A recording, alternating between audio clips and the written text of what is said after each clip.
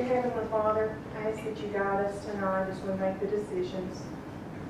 Be with us in our conversations and in our thoughts. Help us to remember that we are here to serve Hamilton and to do what we feel is best for our city. Thank you for this opportunity to be with us.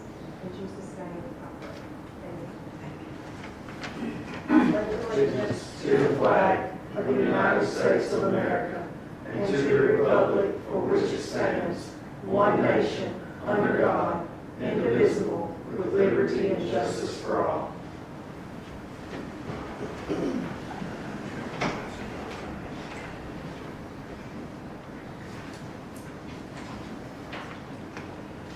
The first item on the agenda tonight is a recommendation to approve the minutes from the May 4th, 2026 council meeting. Do I have a motion to approve those minutes? I'll make that motion. Frankie made the motion. Do I have a second? Second. All in favor? None opposed. The second item on the agenda is a resolution. It's a recommendation to pass resolution 2025-5-18, which is the annual municipal water pollution prevention program. This requires the City of Hamilton Water Department to maintain and treat raw sewage as is required by ADM. And this is a report that is done yearly. And I will go ahead and read the resolution before we vote. And this was discussed in the work session last week. So if anybody has any questions, Trey will need to be the person that you contact about that. But the resolution 2026-5-15 Municipal Water Pollution Prevention Resolution. MWPP program resolves that the City of Hamilton Water and Wastewater Department informs the Department of Environmental Management that the following actions were taken by the City of Hamilton. 1, reviewed the MWPP annual report, which will be attached to this resolution. And 2, set forth the following actions and schedule necessary to maintain effluent requirements contained in the NPDES permit and to prevent the bypass of overflow of raw sewage within the collection system or at the treatment plant. Item A is repair air leaks in aeration pipe underground feeding the digesters in the treatment plant with 12-inch bell clamps. And item B is repair and replace skimmers in the clarifiers in the treatment plant, which complete assemblies when necessary. And then it says passed by the majority of the Hamilton City Council on 18th day of May 2026. So do I have a motion to pass that resolution? I'm sorry. I made a mistake. Okay. It was recommendation to pass resolution 2026 Okay. -5-18. Is it 18 or 15? It should be 2026-5-18. I put the wrong year. I'm sorry. Okay, that's fine. I think it's one way on the resolution and one way on the minutes. I mean, on the agenda. Sorry. All right, so let's start over. Okay. Recommendation to pass resolution 2026-5-18, which is the annual municipal water pollution prevention program. This requires the City of Hamilton Water Department to maintain and treat raw sewage as is required by ADM. Do I have a motion to pass the resolution? Motion. Sherry made the motion. Do I have a second? All in favor? None opposed. The next item is a recommendation to approve the purchase of 2 flow meters for the water treatment plant. These will be purchased from Consolidated Pipe and Supply Company for an estimated total amount of $66,000. Do I have a motion to purchase 2 flow meters? Motion. Do I have a second? Second. All in favor? None opposed.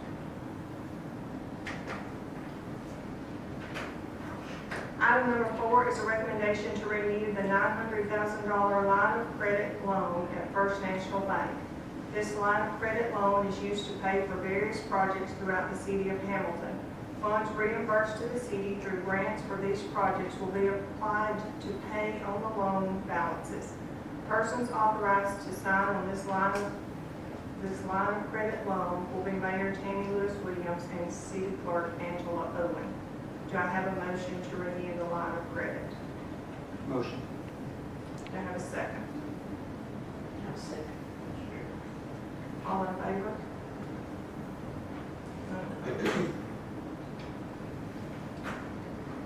The next item is a recommendation from the Park and Rec Director, Tim Kerr, to hire the following as temporary summer workers for the Hamilton Splash Pad: Alita Bartlett, Callan Penley, Eli Patterson, and Owen Smith.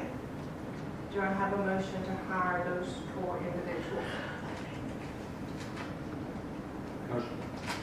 Scott made a motion. Do I have a second? Second. Second, Shane. All in favor? I abstain off of that.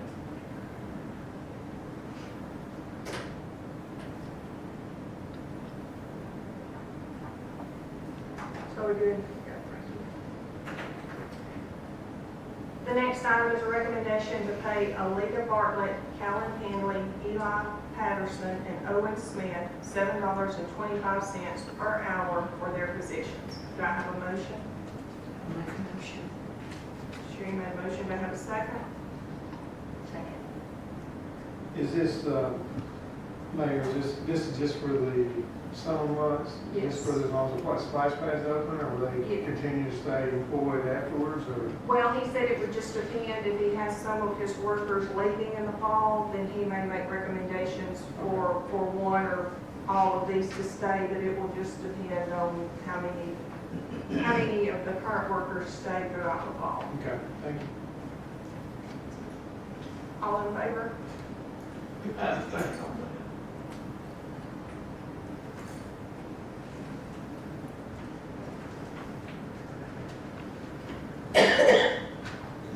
Alright, item number 7 on the agenda is just for discussion only. And I tried to type everything out so I didn't make any mistakes, and I want to read this to you before we actually have the discussion. These 2 items that we will discuss, it's 2 overall. It's going to be a few things, but it's actually an alteration to the zoning ordinance and then ordinance 409. This is only a discussion tonight. If you want to talk about this one-on-one, you can call City Hall and we'll set up an appointment. If you want to come as a group on Wednesday, I'll be downstairs in the conference room from 12:30 until 1:30. Or if you want to be put on the work session agenda for next week, you'll just need to call City Hall before next Friday. So there's going to be no vote tonight. It's strictly going to be discussion. So before I attempt to explain this, hopefully I'll be able to get it out so y'all can understand it. The only way that I know to treat everybody the same is to follow the rules. And the rules that govern our city are these city ordinances. And in my opinion, they all need to be reviewed, and most of them need to be updated. I don't think that they need to be removed, because most everything does go in cycles. It's sort of like with clothes. Sometimes we wear bell bottoms, then we go to skinny jeans, then we go to regular cut jeans, or even with our health. Sometimes when we can't button our pants, we decide we need to go on a diet, and we'll start walking, we'll lose weight, then we'll slack up. Then it's just a cycle. And that's sort of the way it is with everything. And in particular, when we discussed ordinance 409 before, people says, oh, that's outdated, oh, it's so old. Well, it is, in a way. It was passed in the 80s. Just because some of you don't think it has been being enforced I know in the last administration, copies of it were actually hand-delivered, and it was discussed. And in fact, a Facebook post popped up where the previous administration had brought it up before. But just like with the blue jeans and people eating healthy and walking and then not, when my mother was a little girl, they had a milk cow and they had chickens. When I was a little girl, we didn't have a milk cow, we didn't have chickens, but now people are going back to that. So, and they want the fresh milk and they want the chickens. So the ordinance, all of our ordinances, even though they're old, they are of importance because we tend to go in cycles and things tend to repeat themselves. So I don't think we need to get rid of them. I think we just need to update them. And I think that the people sitting right here are the best people to make the updates. A previous administration that I sat with paid for Unicode. I think Unicode, in my opinion, was a mistake. That first administration, it was passed, it stayed in effect 1 month, and it was repealed. Because the people at Unicode took all of our ordinances, they rewrote them, they didn't know what happened in Hamilton, they didn't know the people, they didn't know what was going on. They were just paid a sum of money, they took the ordinances and they rewrote them. So the first time it was passed, it stayed in effect a month. Then the next administration passed it and it stayed in effect 2 weeks. So having said all that, I think this group of people, the people that actually know Hamilton, are the best group of people to look at our ordinances and make changes. And I think changes is what we need, not actually getting rid of them. The previous administration hired an enforcement officer, and we need to upgrade these ordinances and change some of the wording so that he can actually enforce the ordinances and things can be done more efficiently than they are right now. So I tried this before and I didn't do such a good job. So tonight, I'm going to try something a little different. The first thing that we're going to look at is it's a recommendation from the Planning Commission. It's going to be a change in the permitted uses table of the zoning ordinance. Now, I tried to figure out how to do this. I think y'all can still hear me even though I'm going to move around. The council, Scott's aware of this. He was at the meeting. The other council, they have had a copy emailed to them. They all have the map. But what we're talking about tonight is just the downtown district. So if you can see the map, it's just this little blue area right here. It's just what is downtown. It is actually what's zoned B2. It's the central business district. The zoning ordinance describes this district as the traditional downtown business district for the city, normally found in the central business district are retail stores offering comparisons, shoppers goods, specialty stores, business services, banks and other financial institutions, offices, theaters, governmental building. The use of this land is intensive, and this intensity of use is one of the main determinants of the vitality of the central business district. Is the purpose of these regulations to encourage such intensity and use and to exclude activities which would have a negative effect upon the proper functioning of the downtown area. And as y'all all know, we have limited parking downtown. So we need to take that into consideration when we're looking at different things. On the, and I'm sorry, I so wish that we had an overhead projector, and I'm going to work on that. That way I can type it out. You wouldn't have to look at my handwriting. But on the, in the zoning ordinance, on the table, there's a section that says permitted uses for business and industrial. and it's labeled B1, B2, M1, and M2 for the different business locations and the different manufacturing locations. So what has been proposed by the Planning Commission is an ambulance service is not allowed in B2. So if it's a blank column, it's not allowed. If it's an X, it's allowed. If it has an A in it, it's on appeal from the Zoning Board of Adjustments. So right now, an ambulance service is not allowed in B2. So the recommendation from the Planning and Zoning Commission was to change that to an A. So we would want to change the table so that an ambulance service could be allowed on appeal in the B2 area. The next item that was suggested is dealing with the laundromats and the dry cleaners. Any laundromat that is in the downtown area right now, which there's just one, is grandfathered in. This would have nothing to do, and I'm getting ahead of myself. So, but we will go to that. If you do it in the way of the pages, this would actually be found on page 17.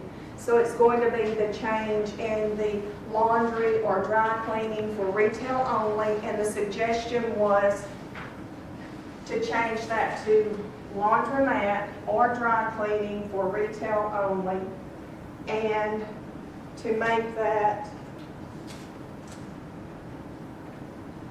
on approval in B2 instead of automatically allowed. So if somebody was wanting to put a coin-operated laundromat downtown, they would go before the Zoning Board of Adjustment and ask for a special exception.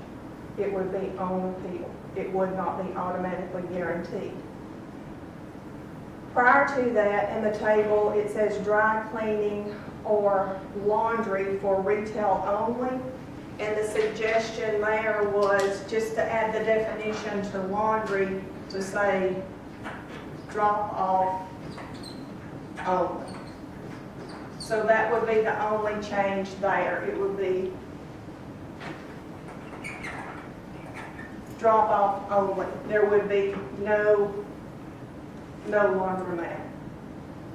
And then the last thing that was suggested was for the pawn shops. And right now, let's see, a pawn shop would be to change it to appeal only in B2. So right now it's guaranteed, but it would be changed to appeal and not automatically guaranteed. So now I've thoroughly confused everybody.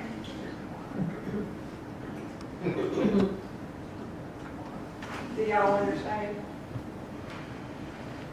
I understand that. Okay. So everybody out there watching and everybody sitting here that I have thoroughly confused, call me tomorrow, we'll meet. Or come Wednesday, we'll talk about it. I'll call and you can come to the work session and we'll all talk about it all together.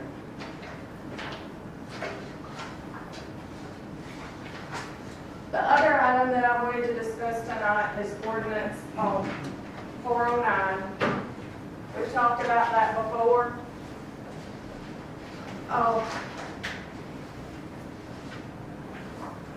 I guess the best way to start out, and I thought about how to do this and how not to do this.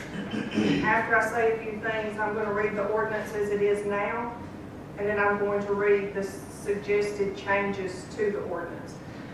So, all current livestock would be grandfathered in. The new ordinance requests that all livestock be registered, and this is to benefit you in case there is a complaint. So everything would have to be registered. John would put that on the website. You would be able to register online, or you could come here at City Hall. If we get everything worked out and we're able to vote on this next month, hopefully we would be able to start the registration in July. There's no charge to register. Permits will be issued to all non-conforming current livestock, and they're grandfathered in at no charge.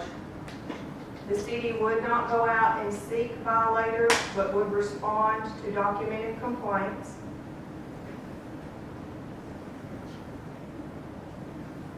Let's see. If you want to purchase livestock in a non-conforming zone, which is based on our zoning ordinance, or have a pen that is not conforming with the zoning ordinance, you would have to go to the zoning board of adjustment and ask for a special exception.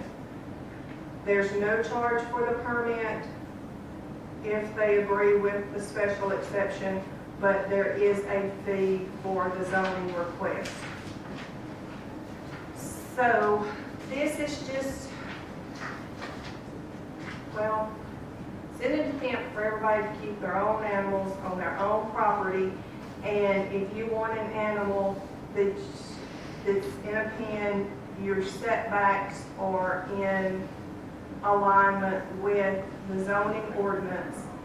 And it's just in an effort to try to make everybody be able to get along just a little bit better. So as I said, the only way I know to go about doing this is just going to be to read it. Ordinance 409, as it's written, is found on the website. You can read it there. It's just a couple of pages long. I'm sure most of you have looked at it before. It's to regulate, direct, and control the keeping of pens, barns, sheds, lots, or enclosures in which cows, hogs, pigs, horses, mules, or animals, or the like kind, are kept within the corporate limits of the city of Hamilton, Alabama, and to require a permit, therefore, which may be denied or revoked. Be it ordained by the City Council of the City of Hamilton, Alabama, as follows. Section 1. The word animal or animals as used herein shall include and refer to pigs, cows, mules, calves, hogs, horses, ponies, or animals of the like kind. Section 2. The word enclosure shall include and refer to pens, barns, sheds, lots, acreage, enclosures, or other places where an animal or animals are kept within the corporate limits of the city of Hamilton. Section 3. The word each offense as used herein shall mean each day or part thereof that a person violates by commission or omission any provision of this ordinance. Section 4. The word person as used herein shall mean any person, firm, or corporation owning or having in possession any animal or animals within an enclosure as defined herein. Section 5. The word permit as used herein shall mean any written authority granted by the mayor of the city of Hamilton standing unrevoked and shall refer to or include only the enclosure designated herein. Section 6. The word house as used herein shall mean any building where one or more persons work, sleep, eat, or reside, all or any portion of the day. Section 7. It shall be and is hereby made unlawful for any person to keep an animal or animals in an enclosure without first obtaining a permit from the mayor of the city of Hamilton to do so. Section 8. No permit shall be granted, and it shall be the duty of the mayor or revoke the same if it has been granted authorizing any person to keep an animal or animals in an enclosure as herein defined when in the judgment of the mayor the keeping of such animal will endanger or impair the health of all or any of the inhabitants of the city of Hamilton, and it shall not be necessary for such mayor in making such revocation to assign, except under order of the court, any reason for such revocation. It shall be mandatory for the mayor to revoke a permit that has been granted if the person to whom the same has been granted fails to obey strictly any and all of the regulations here applicable to the keeping of such animal or animals within the enclosure. He may revoke the permit for such other causes or reasons that are conductive or preserving or protecting the welfare of any and all inhabitants of the city of Hamilton, Alabama, who reside within the corporate limits of the city. Number 9. When and if said permit is revoked, it shall become immediately unlawful for any person, after written notice served upon such persons that said permit has been revoked, to keep said animal or animals within an enclosure. Section 10. No pig or hog shall be kept within an enclosure unless the same has more than 250 square feet to each hog or pig so penned where there is no flooring.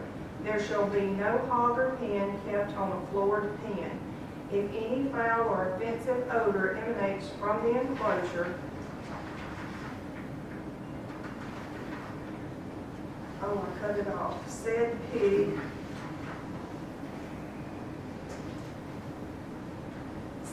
or hog shall be removed therefrom. Thank you. Section 11. No cow or calves shall be kept in any enclosure unless the same has 100 square feet to each cow or calf enclosed. Section 12. No mules or horses shall be kept in the enclosure unless the same has 100 square feet for each horse or mule enclosed. Section 13. Pigs or hogs shall not be kept in any enclosure within 150 feet of any house. Section 14. Cows or calves shall not be kept within 25 feet of any house. Section 15. It shall be the duty of each person as herein defined to remove or said to be removed daily the excreta deposited by said animals in said enclosure when the same is less than 500 feet. The removal shall be to some place off the premises of the said enclosure and shall be piled or collected in the open air where the sun may shine thereon. Section 16.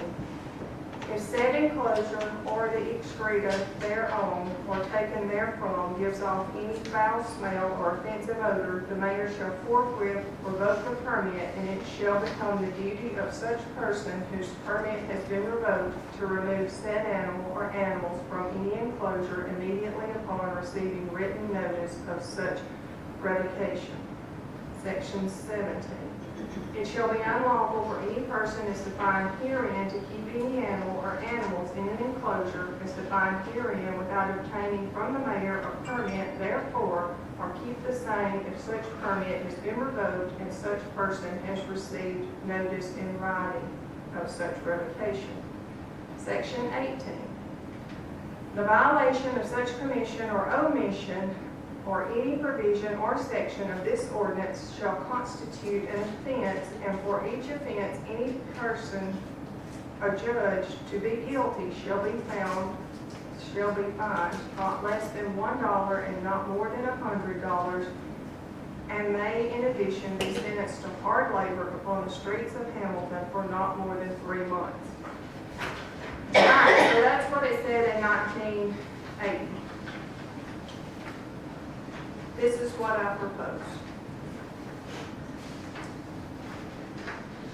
To regulate, direct, and control the keeping of pens, barns, sheds, lots, or enclosures in which cows, hogs, pigs, horses, mules, or animals of the like kind are kept within the corporate limits of the city of Hamilton, Alabama, and to require a permit which may be denied or revoked. 2024 Code of Alabama, Title 3, Animals, Chapter 5, Stock Law, Section 3-5-2, permitting livestock or animals to run at large upon premises of another or upon public lands, highways, etc. Item D, there shall be no open range counties in this state. This section shall apply to all counties within the state, which basically means you have to keep your own animals on your own property. They can't be running around everywhere. Be it ordained by the, and if I misspeak, Jeremy's sitting over there. and he No, I can was correct me. saying, are you proposing the fact, I mean, that's quoting a state law, right? Pardon? You're just quoting a state law. Yes, yes. Be it ordained by the City Council of the City of Hamilton, Alabama as follows. Section 1. The word animal or animals as used herein shall include and refer to pigs, cows, mules, calves, hogs, horses, ponies, chickens, other fowl, or animals of the like kind. And this ordinance 409 was amended in November of 1983. So it does contain chicken and other fowls since 1983. Section 2, the word enclosure shall include and refer to pens, barns, sheds, lots, acreage, enclosure, or other places where an animal or animals are kept within the corporate limits of the City of Hamilton, Alabama. Section 3. The words each offense as used herein shall mean each day or part thereof that a person violates by commission or omission any provision of this ordinance. Section 4. The word person as used herein shall mean any person, firm, or corporation owning or having possession any animal or animals within an enclosure as defined herein. Section 5. The word permit, as used herein, shall mean any written authority granted by the City of Hamilton for animals in non-conforming locations or enclosures, standing unrevoked, and shall refer to or include only the enclosures designated therein. Animals in non-conforming locations must first obtain permission from the Zoning Board of Adjustment. But remember, when you register, if you're non-conforming now, you're grandfathered in. Section 6. The word house, as used herein, shall mean any building where one or more persons work, sleep, eat, or reside, all or in any portion of the day. Section 7. It shall be and is hereby made unlawful for any person to keep any animal or animals in an enclosure without first registering them with the City of Hamilton. To do so, registration can be done on the city website or in person, and I wrote beginning July the 1st. Hopefully this gets passed and everything gets on the website at that time, so that's subject to change. Section 8, no permit shall be granted, and it shall be the duty of the enforcement officer to revoke the same if it has been granted, authorizing any person to keep an animal or animals in an enclosure as herein defined when the judgment of the enforcement officer and one other city as defined herein when in the judgment of the enforcement officer and one other city employee, the keeping of such an animal will endanger, impair the health of all or any of the inhabitants of the City of Hamilton, and it shall not be necessary for such enforcement officer in making such revocation to assign except under the order of the court any reason for such revocation. It shall be mandatory for the enforcement officer to revoke a permit that has been granted if the person to whom the same has been granted fails to obey strictly any and all the regulations herein applicable to keeping of such animals or animals within enclosures. The enforcement officer may revoke the permit for such other causes or reasons that are conducive or preserving or protecting the health of any or all inhabitants of the City of Hamilton, Alabama, who reside within the corporate city limits of Hamilton. So basically everywhere that it said the mayor did all that before, it's the job of the enforcement officer to handle the enforcement of this ordinance. Number 9, when and if said permit is revoked, it shall become immediately unlawful for any person after written notice served upon such person that said permit has been revoked to keep said animal or animals within an enclosure. Section 10. No pig or hog shall be kept within an enclosure unless the same has more than 250 square feet for each hog or pen or pig so penned where there is no flooring. There shall be no hog or pig kept on a floored pen. If any foul or offensive odor emanates from the enclosure, said pig or hog shall be removed therefrom. Section 11. No cow or calf shall be kept in any enclosure unless the same has 100 square feet for each cow or calf enclosed. Section 12. No mules or horses shall be kept in any enclosure unless the same has 100 square feet for each horse or mule enclosed. Section 13. Pigs, hogs, chicken, or other fowl shall not be kept in an enclosure within 150 feet of any house. And the chicken and fowl again were added to this ordinance in November of 1983. Section 14, cows or calves shall not be kept within 25 feet of any house. Section 15, it shall be the duty of each person as herein defined to remove or cause to be removed daily the excreta deposited by said animal if said enclosure where the same is less than 500 feet, except for chickens, coops should be cleaned at least monthly. The removal shall be to some point off premises of said enclosure and shall be piled or collected in the open air where the sun may shine thereon. It originally read that the chicken coops had to be cleaned out every day, and I've had chickens before, not for long periods of time, but I mean, I think cleaning your coops and your little nesting boxes every day would just be too much, but I mean, that's going to be up for discussion. Section 16, upon documented complaint, if said enclosure or the excreta thereon or taken therefrom gives off a foul or offensive odor, the enforcement officer shall forthwith revoke said permit, and it shall then become the duty of such person whose permit has been revoked to remove said animal or animals from the enclosure immediately upon receiving written notice of such revocation. Section 17. It shall be unlawful for any person as defined herein to keep any animal or animals in an enclosure as defined herein without registering with the enforcement officer and obtaining a permit for a non-conforming location or enclosures, or keep the same if such permit has been revoked and such person has received notice in writing of such revocation. Section 18.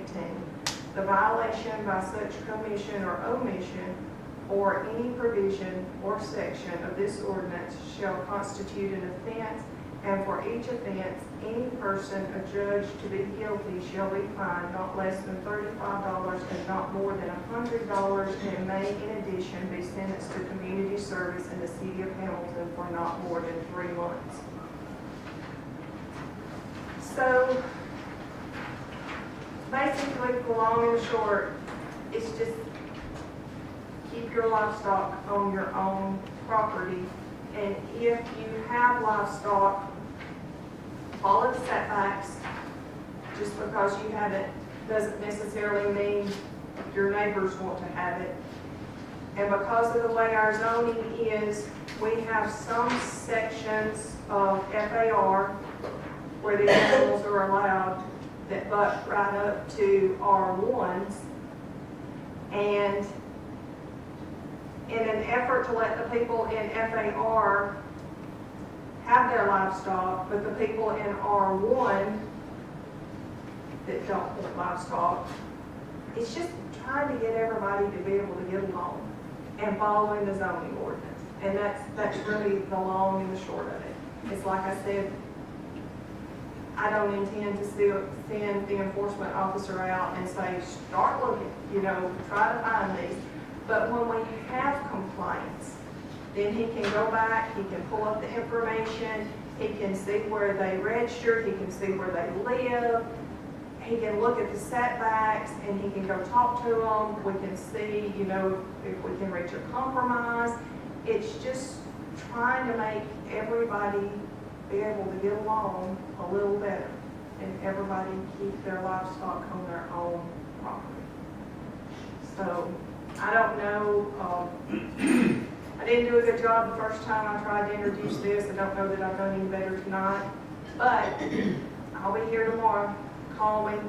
I mean, we'll get together, you can tell me what you think. If you want to come, a bunch of you want to come, and you want to come Wednesday, I said 12:30 to 1:30, thinking that you want to come during your lunch, that'll be fine. That way it sort of splits the difference depending on when you have your lunch. Just call me, tell me what you think. We're just trying, I'm just trying to follow the rules, treat everybody the same, and let's all get along and still be able to have your animals. But if people don't want animals, they're not bothered by your animals for their odor. And that way, I said it before, if your pens are right on the line and it rains, then the waste is going to wash into their yard and you're contaminating your neighbor's yard. And there's just, it's safety issues, it's just so many different things, but it's just in an attempt to try to start looking at the ordinances, to try to help the people out that are having problems, but yet try to be fair to the people that want the livestock.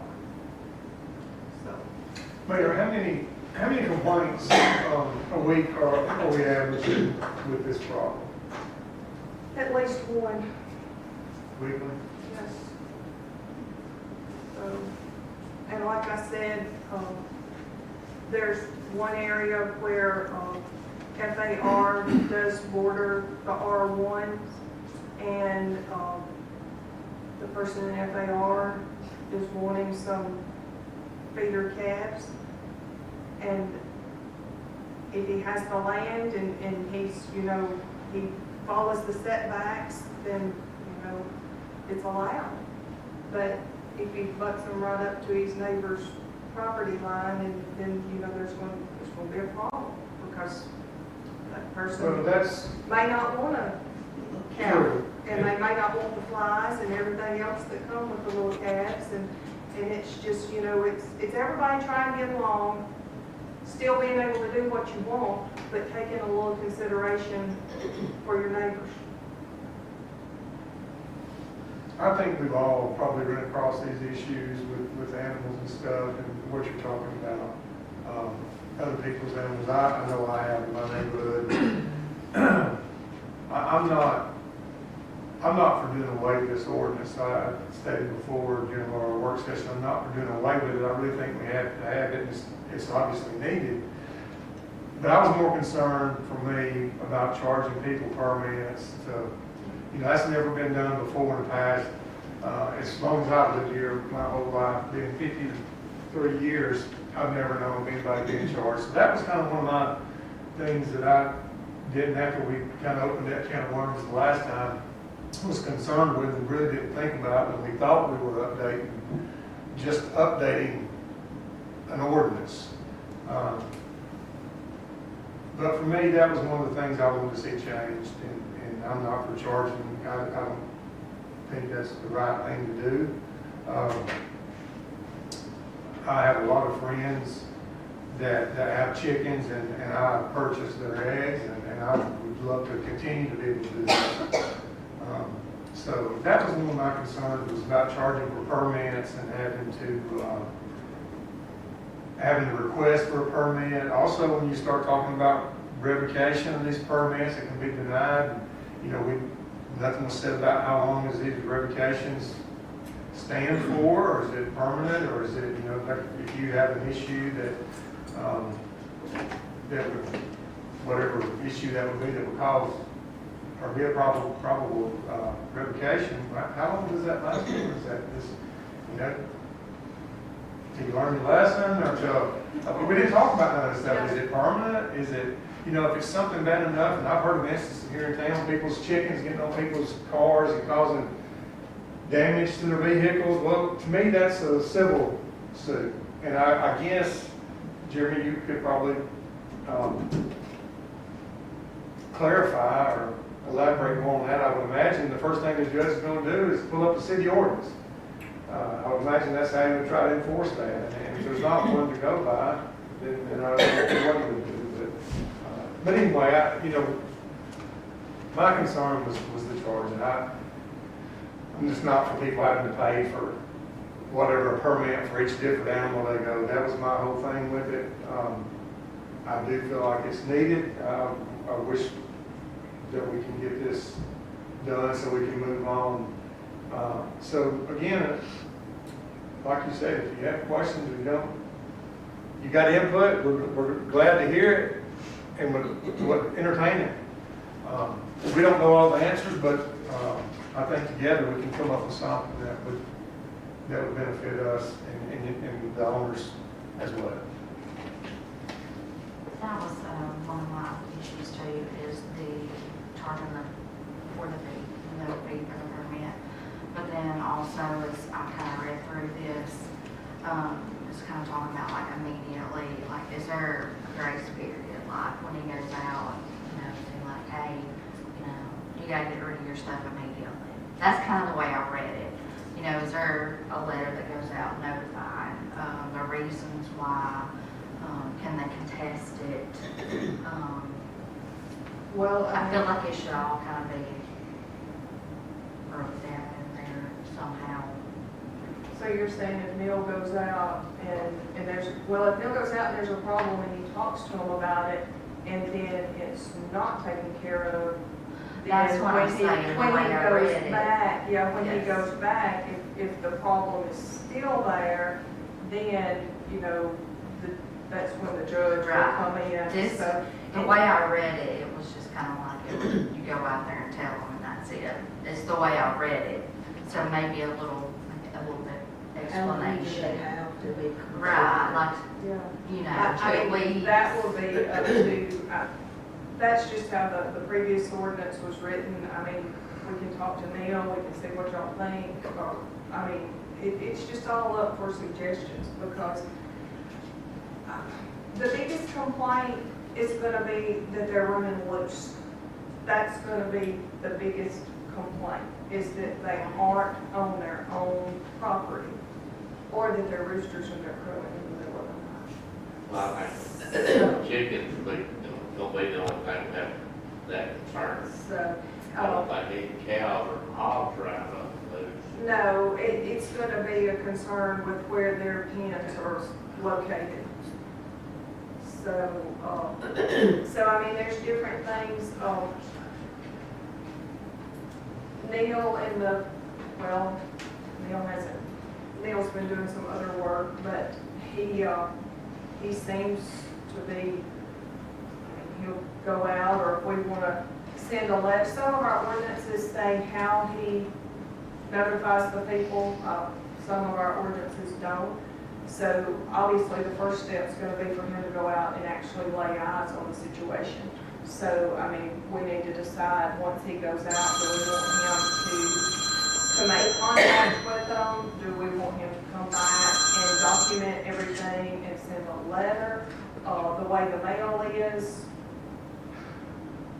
y'all may have heard about my Christmas card problem. I had a Christmas card returned this year that had been mailed 2 years ago.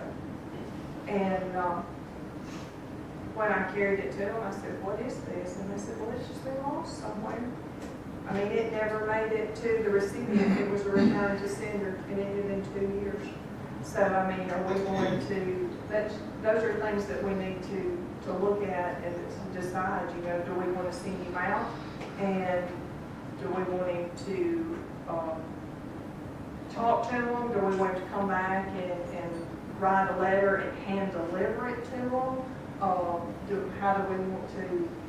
Well, if it's not a complaint, I don't think it needs to be going there. Well, no, he would only go out on documented, I mean, Okay. somebody would have to, it would be a complaint. He's not gonna About be a out, complaint. yeah, he's not Okay. gonna be out searching these out. I would say a phone call and ask them when was the appropriate time, the next day or two, to talk to them. And I mean, hopefully everybody will register. I mean, John gets this on the website, it isn't gonna be a big deal to go in and fill out the form. So when the complaint comes in, Neil can pull it up and look and say, okay, well, this is in FAR and this is, these are the requirements. And then, he'll know a little bit ahead of time if everybody registers. Well, I think in a perfect world that works, but I also know that there's people that's not gonna do that.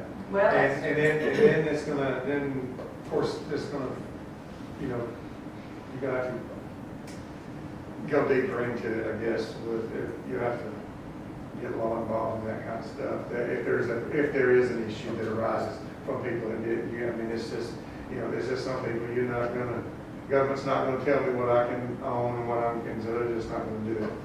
We already know that. When we start to register, do we register, see, we've got two groups of animals. Do you register two groups, or do you do one registration per farm?